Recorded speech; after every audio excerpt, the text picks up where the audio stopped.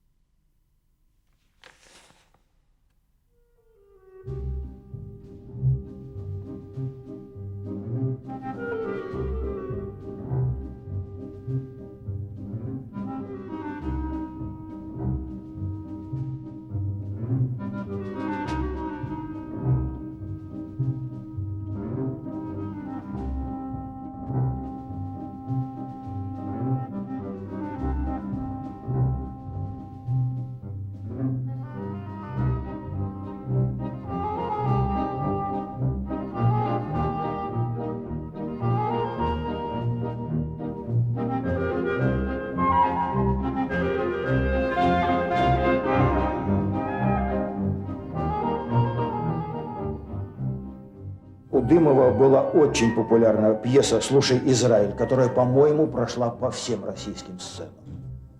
Хуже было с Давидом Айзманом. Его пьесы почти все были запрещены.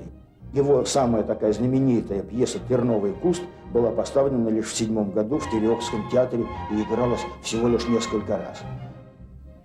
Но когда я уже отработал вот все такое вот в русской прессе, мне библиографы сказали, что в театральной библиотеке существует громадная картотека, то есть не картотека, а просто громадное количество пьес на идиш и на иврит, которые прошли цензуру, царскую цензуру, которые были или запрещены, или были разрешены к постановкам, но которые вот в этих каталогах они запечатлены. Здесь пьес более 2000, вероятно, 2280. Не дозволено, не дозволено, дозволено. То есть это такое количество пьес, просто рукописных, машинописных. Много пьес печаталось, были переведены на русский язык, но также не допускались на сцену.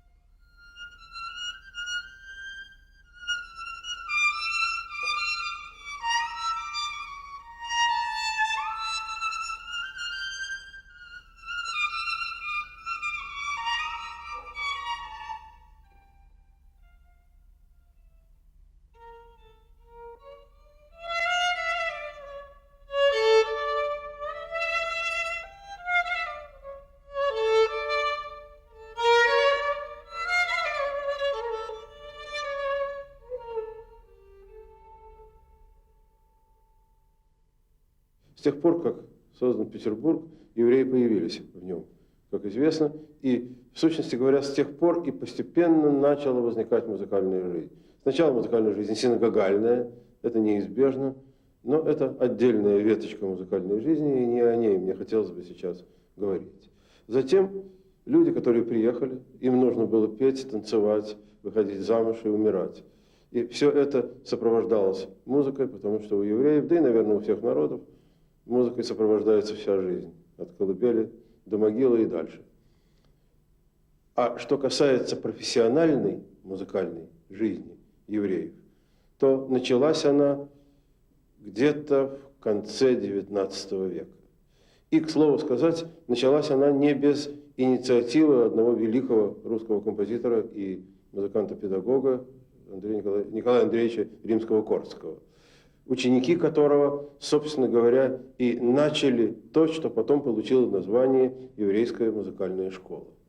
Это была первая в истории человечества еврейская профессиональная музыка новой традиции, так сказать, европейской ориентации, если угодно. Ученики Римского-Корсакова, а он, Римский-Корсаков, очень активно их стимулировал, даже, я бы сказал, настойчиво стимулировал, и даже несколько раз говорил им: вот вы, господин Ахрон, скажем, написали пьесу и назвали ее еврейская, то есть, извините, назвали ее восточный мотив. Почему же восточный? Это типичная еврейская музыка. Так и надо называть.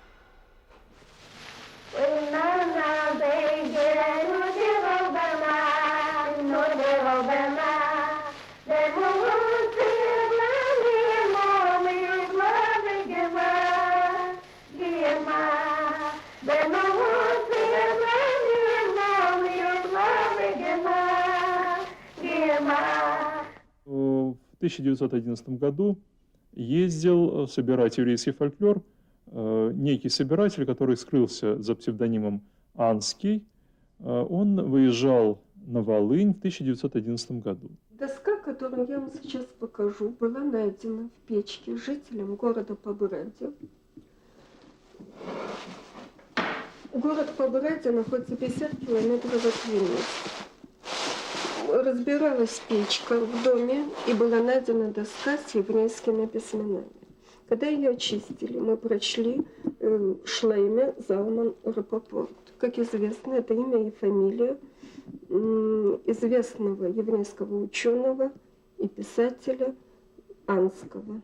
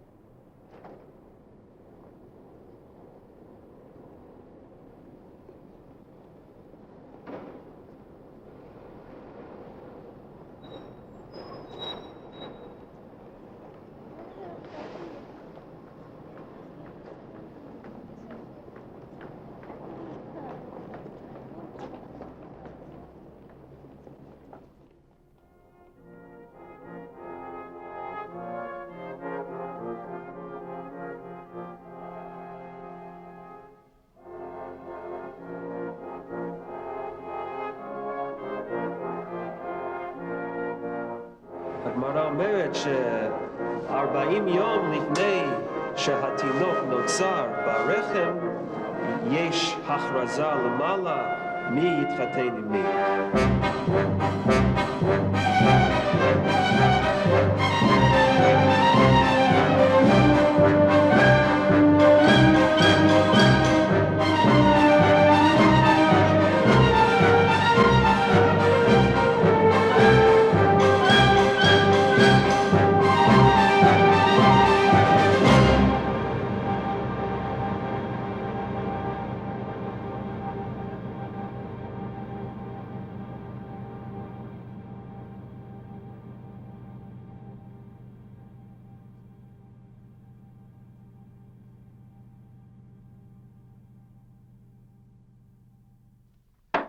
Фамилия, имя, отчество.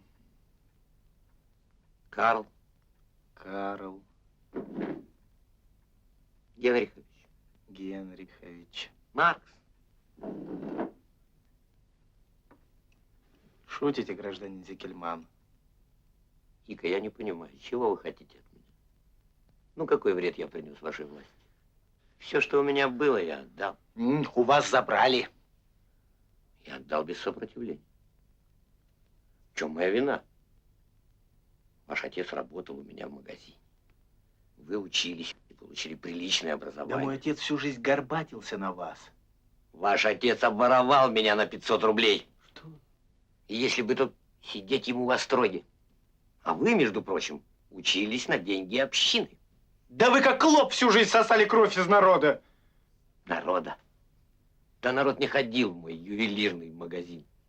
Только один раз пришли, и у меня не стало магазина. Магазин. Вы забрали его. Жидюга. Жидюга. Жид. Ты. Я? Ты жид. Да ты сам такой. Я? Сам. Я? Ты посмотри на себя. За что вы нас так? Что вы делали? Учили, кормили, а надо было драть.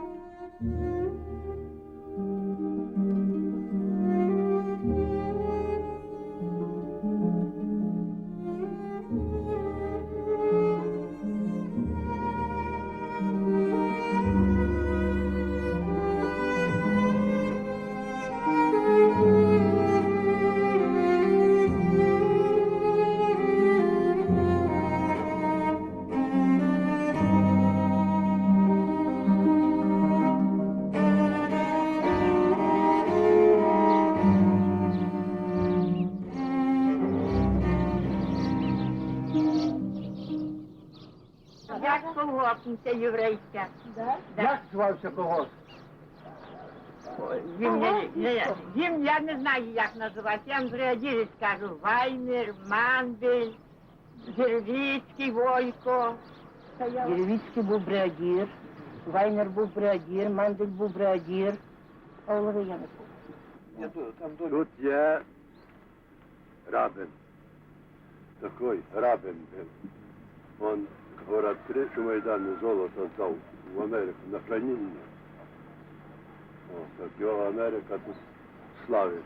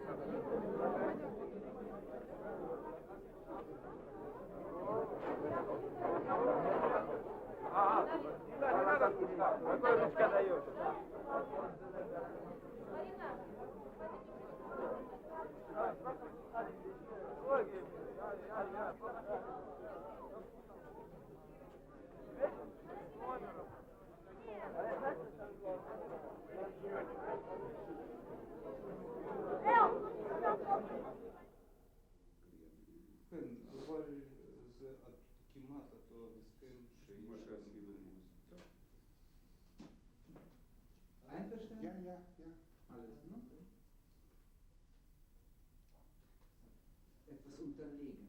Отложить что-нибудь надо, чтобы рядом подпись была.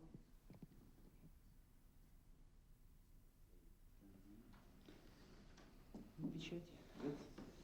Vielen Dank. Auf gute Zusammenarbeit. Ja. זה מה שאותי מפתיע, שאחרי 70 שנה של ניסיון לחסל תרבות יהודית, ובייחוד לדכא את הרעיון של דת יהודית, כל כך מהר, תוך שנה, שנתיים, כשאני בא לבית הכנסת כאן בפטרבורג, הייתי גם ב-72, וזה היה מקום שומם מבחינה יהודית, ואני בא ב-93 בבית הכנסת מלא חיים, שיש בית ספר, שיש ילדים שרוצים ללמוד שם, שמסתובבים עם כיפות. אני לא יכול להגיד שאני מרגיש כאן חסר ביהדות, להפך, בשבילי ההפתעה היא הפוכה.